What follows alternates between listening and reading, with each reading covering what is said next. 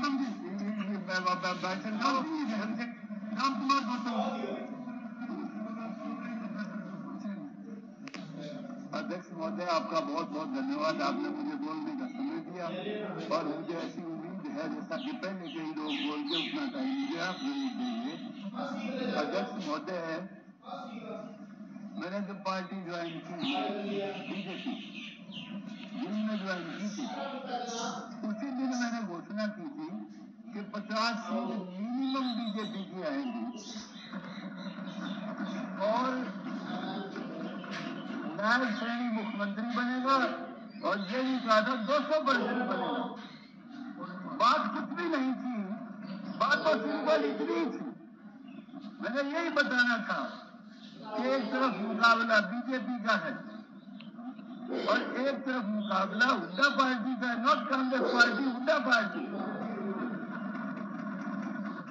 क्योंकि हमने इतना ही बताया था, एक जो कुमारी शैलजा थी जिसके पिताजी बहुत बड़े नेता थे, उसको खुद को टिकट नहीं दिया गया। वो जो टिकट गौतमजी गवर्नर आई थी उसको भी गवर्नर एड्रेस करी है। हमने बताया था उस समय, गवर्नर एड्रेस मैंने बताया था, गवर्नर एड्रेस नहीं है। कंपेयर करना था सिर्फ के मुकाबला था हरियाणा में किसी और पार्टी का नहीं था, मुकाबला था बीजेपी का और हुड्डा साहब का। आप गवर्नर एड्रेस का और हुड्डा साहब का। हुड्डा साहब पार्टी आपकी है और का दखल ही नहीं कुछ भी। क्या गलत से लिया था महोदय? पार्टी एक बार है ना, हुड्डा साहब जी जो है आम बात बड़े अच्छा आदमी, मेरे पुराने मित्र है। इन लोग बोल रहे जो कहते हैं तो बोल के माफी की गलती मांगना चाहते हैं। कहता तो मैंने बड़ी गलती करी तो उससे खराब बोले आपने जवाब नहीं बना। अपने उधर आप बोल रहे हो सुनो, आप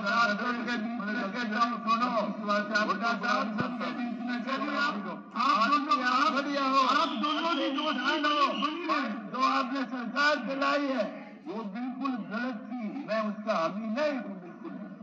लेकिन इंसान अच्छे हो, आपकी रगों में गलत खून नहीं है, but you are surrounded by bloody rejecting people of Om Prakash के कारण। आप कांग्रेसी आपके साथ है ही नहीं कोई भी। अध्यक्ष महोदय, आप ये सारे लोग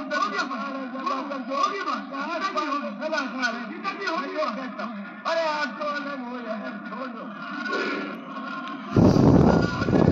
माननीय सदस्यगण, मैं सदन की जानकारी के लिए बताना चाहता हूँ कि ऋषिपुर विद्यापीठ सोनीपत के विद्यार्थी तथा आज सदन की कार्रवाई देखने के लिए दर्शक भूमिका में उपस्थित है। मैं अपनी तथा सदन की तरफ से उनका बहुत बहुत स्वागत करता हूँ। माननीय सदस्यगण, आज सदन में श्रीमती किरण चौधरी सदस्य राज्यसभा अध्यक्ष दीर्घा में उपस्थित है। यह सदन उनका भी स्वागत करता है। अध्यक्ष महोदय, क्योंकि मुकाबला सिर्फ हुड्डा साहब का, नायब सैनी का, बीजेपी का और हुड्डा साहब की पार्टी का था, इसलिए हमने कंपेयर यही समय करना था। बस 10 साल का हुड्डा साहब का कार्यकाल और 10 साल का बीजेपी का मनोहर लाल खट्टर जी का और नायब सैनी का कार्यकाल। इतनी सी बात थी, वो मुझे पता था कि हम हर गांव में जाके पूछते थे, भाई तेरे गांव में कितने छोरे लगे 10 साल में हुड्डा साहब के राज में? एक नहीं। भाई खट्टर साहब वाले में कितने लगे? 70, 60, 65, 55, 15। भाई हुड्डा साहब के टाइम में तेरे गांव में कितने लगे? काम कितने हुए तेरे डेवलपमेंट के? एक नहीं। भाई खट्टर साहब के राज में और नायब सैनी के राज में कितने काम हुए? इतने लाख के, इतने करोड़ के। यही चीज हमने बतानी थी। और दूसरी बात ये कि हुड्डा साहब को और कांग्रेस पार्टी को ये दुख नहीं होना चाहिए जो ये ईवीएम की बात करते हैं कि ईवीएम ने धोखा दे दिया। हुड्डा साहब, ईवीएम का बहाना ना बनाओ। ईवीएम का जब आप राज में आ जाते तो फिर ईवीएम सही थी। ये तो आपकी सीट जो 37 आई है, ईमानदारी से कहता हूं, सारे एग्जिट पोल और सट्टा बाजार, उनकी वजह से 37 आई है, नहीं 37 नहीं आती, मैं दावे से कहता हूं। देखिए 10 साल पहले का हरियाणा, कोई आदमी सोच नहीं सकता था बिना सिफारिश नौकरी मिलेगी, कोई आदमी सोच नहीं सकता था बिना किसी की सिफारिश के कोई भी काम होगा। हर काम के लिए सिफारिश की जरूरत थी, डेवलपमेंट का भी पैमाना था। रोहतक के इर्द गिर्द जहाँ कहीं 3 जिला शुरू हुआ सड़क बंद, भिवानी जिला एक दिन किरण चौधरी बैठी है, वो कह रही थी कि हमारा राज होगा। जब मैंने उस वक्त कहा था किरण हमारा राज कैसा होगा, हुड्डा साहब बनेगा मुख्यमंत्री तो अगर सारी सरकार आ गई तो, और मैं कहा याद कर ले रोहतक से सड़क चली थी खेड़ी मोड़ पे, सामने जाके धारा कैसे राज आओ। तो हर मामले का हमने यही बताया। देखिए ऐसे ऐसे अनेक बच्चे, मुझे दुख इस बात का है बहुत लोगों ने वोट और आधार पे दिया, जातीय आधार पे दिया। सबसे ज्यादा बच्चे हमारे जाट समाज के लगे इस सरकार में, मैं दावे से कहता हूं। और बड़ी बड़ी पोस्टों पे, बड़ी बड़ी सारी पोस्टों पे मेजोरिटी बच्चे जाटों के लगे, इसलिए नहीं कि उनकी सिफारिश की काबिल बच्चे थे, मेहनत कर रखी थी, मेरिट में आते थे। और जो हमारे चमार भाई, अब वो ये बुकल बहुत बोल रही थी, गीता बुकल, मैं इससे प्यार करता हूँ, नफरत नहीं करता, अच्छी लड़की है, काबिल भी है, ये भी मानता हूँ। 80% बच्चे चमारों के लगे खट्टर साहब के राज में। और ये तो ए भी बनवाई है, आप लोगों ने ही बनवाई है। अरे इतनी घृणा क्यों करते हो बीजेपी से? नरेंद्र मोदी और बीजेपी से पहले हिंदुस्तान का बेड़ा गर्क था। हमारे देश के बहुत पावरफुल प्राइम मिनिस्टर, बहुत ही काबिल prime minister doctor Manmohan Singh, वो अमेरिका में गए थे, और अमेरिका में गए थे तो उनकी बड़ी भारी बेइज्जती की एयरपोर्ट पे। यहां तक कहते हैं पता नहीं, कहते इंसल्ट इतनी की कि पगड़ी तक उतरवा ली। ये बहुत शर्म की बात थी, उनकी भी पगड़ी उतरवाई। वो पगड़ी इस देश की उतरवाई थी, इस देश का सम्मान नहीं था उस समय। नरेंद्र मोदी का मुकाबला क्या करोगे? अब क्या कहता है राजीव गांधी, जाति जनगणना कराऊंगा, जाति जनगणना कराऊंगा। एक ने पूछा, और राहुल गांधी, सॉरी राहुल गांधी, अरे तू जाति जनगणना कराओगा? एक वो अनुराग ठाकुर है, उसने वही पूछने वाला, भाई तेरी जात तो बता। देखिए जातिगत जनगणना कराना, शांति कर बैठ जा बेटा, बैठ जा बैठ जा बैठ जा। सुनो सुनो, नरेंद्र मोदी का मुकाबला, नरेंद्र मोदी का मुकाबला कोई नहीं कर सकता, बीजेपी का मुकाबला कोई नहीं कर सकता। बीजेपी ने नरेंद्र मोदी ने दुनिया में इस देश का सम्मान बढ़ाया है। जो देश आपस में भी दुश्मन है, यूक्रेन है, रशिया है, उन्होंने भी वही सम्मान दिया जो यूक्रेन ने दिया, वही रशिया ने दिया, अमेरिका ने भी वही दिया जो रशिया ने दिया।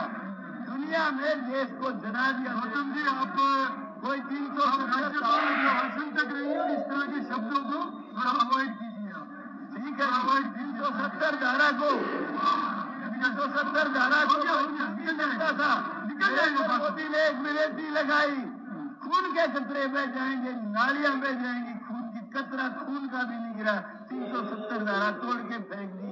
राम मंदिर का निर्माण किया, जो हमारे लिए गौरव की बात है। सुबह उठते ही ताऊ राम राम, दादी राम राम, बेबे राम राम, रग रग में हमारे राम। कांग्रेस वालों ने बयान दिया था, उसने वो जो आजकल इनकी पार्टी में पता नहीं आया नहीं आया, इनका वकील था कपिल सिब्बल, यदि 10 साल फैसला ना उनको इसका, बाबरी मस्जिद बड़ी रहने दो इसमें। अरे मैं दावे से कहता हूं, और पार्टी बना लिया, भूपेंद्र हुड्डा पे सूट बेच दिया, उधरा मुझे नहीं पता, लेकिन ये पार्टी कांग्रेस पार्टी गारंटी से कहता हूं कभी पावर में नहीं आएगी, कभी भी नहीं आएगी। अरे भले आदमी जाति जनगणना और तेरे को छूटता ही कुछ, कभी सेक्रेटरी कितने, कभी कितने कितने, अजीब बात करता है। आप देखिए 10 साल पहले बच्चे किलकी मारते फिरा करते, बसों में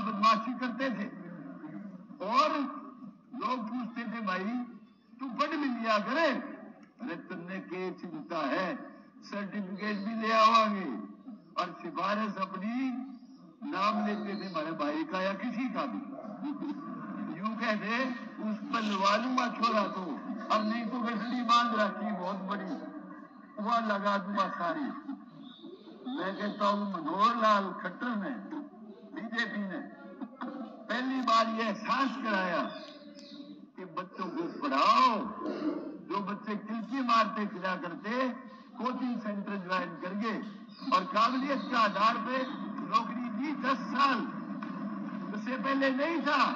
एक नया जमाना शुरू किया, अनेक काम ऐसे किए, ठीक है उनके खिलाफ एक एंटी इनकम्बेंसी बन गई थी जो टेक्निकल काम कर दिए सारे, और कुछ टेक्निकल काम को तो नायब सेनी भी आपने भी सुधारना पड़ेगा भाई। हालांकि आपने बहुत काम HKRN के उनकी पक्की कर दी नौकरी, अनेक काम है, बहुत लोगों ने ये वो गाए हैं, ये इसलिए मैं रिपीट नहीं करूंगा। लेकिन वो जो एंटी इनकम्बेंसी टेक्निकल थी और कुछ नहीं थी, पर काम उन्होंने बहुत अच्छे किए। उसके बाद नायब सेनी ने सब सुधारा और भी सुधार कर दिया, और जो ये सरकार आई है ये बाकायदगी से इसको समर्थन मिला है 36 बिरादरी का, सबका जब आई है। EVM का कोई रोड़ा नहीं है, गलत फहमी मत रहो, अंदर से तो आप भी जानते हो क्या क्या कमी थी जिस वजह से आप नहीं आए हो। लेकिन मैं ये कहता हूं, जिस दिन नायब सेनी को बनाया था चीफ मिनिस्टर, उसी दिन मैंने कहा था ये ट्रंप का पत्ता है, जीत का पत्ता है, 100% बीजेपी जीतेगी। कुछ भाई जो पर्सनल नफरत करते हैं नायब सेनी वो बोले, उनको गलत फहमी भी है कि भाई तू फलाना बन जाता तो पता नहीं क्या कर देता। लेकिन मैं कहता हूँ सही समय पे जो सही फैसला लिया पार्टी ने, ये गजब का फैसला। अरे सैनी, SC, BC, ब्राह्मण 100% टिकट डिस्ट्रीब्यूशन गजब का, पंजाबी 100% 80-85, हमारे जाट भाइयों को छोड़ के उनको तो ये था भाई हमारा भूपेंद्र हुड्डा बनना चाहिए। और जो भाई गौतम जी, ये जाति आगे जाति का शब्द सॉरी ये इस्तेमाल नहीं होना चाहिए, सकता है लेकिन नहीं, ये नहीं होना चाहिए। देखिए ये कोई राजनीतिक सभा नहीं है, ये हम हाउस के अंदर बात कर रहे हैं। हाउस का अपना एक डेकोरम होता है, बिल्कुल डेकोरम बनाऊंगा इसके ऊपर, या बहुत सीनियर मेंबर, ठीक है नहीं बिल्कुल ऑब्जेक्शनेबल, ठीक है डेकोरम बनाऊंगा भाई, डेकोरम बनाऊंगा, बिल्कुल ही ऑब्जेक्शनेबल। अध्यक्ष महोदय हम कंक्लूड कीजिए, आप कंक्लूड कीजिए, ये शब्द अध्यक्ष महोदय कंक्लूड करें, ये मेरे कंक्लूड करें अध्यक्ष महोदय। मैं सॉरी बोल ठीक है ये कर देता हूँ यार, कितनी उसने भी तो देख लिया अगर मैं कुछ बातें सरकार की पार्टी की तरफ से समय आप नहीं बताएंगे, नहीं आप नहीं बताएंगे, ये पार्टी तय करेगी कि उसका कौन सा सदस्य कितना बोलेगा। आपकी कांग्रेस की तरफ से भी बहुत ऑनरेबल मेंबर 20 मिनट से ज्यादा बोले, इसलिए आप तय नहीं करेंगे और इस तरह का विषय इसमें को उठाए नहीं। ठीक है ये सभी के लिए, ये सभी के लिए। मैं अध्यक्ष महोदय कुछ चीजें सरकार की, मुख्यमंत्री जी की और मंत्रियों की मैं जाना चाहता हूँ संज्ञान में। एक तो हॉस्पिटल की कमी, हॉस्पिटल की भी कमी है, हॉस्पिटल में डॉक्टर की भी कमी। मुख्यमंत्री भी विशेष तौर से, क्योंकि आप तो अभी अपना काम कारोबार शुरू करना है अभी, तो आपका तो कोई इसमें वो नहीं है। मैं पहले भी आवाज उठाता रहा, सफीदों में 31 पोस्ट सैंक्शन, 29,000 वोट है। नारनौल के 13,500 वोट है। नारनौल में 100 बेड का हॉस्पिटल है, सफीदों में सिर्फ 50 बेड का हॉस्पिटल। सफीदों में 31 पोस्ट सैंक्शन है, जिसमें में से 31 में से 18 खाली, सिर्फ 13 भरी हुई है। और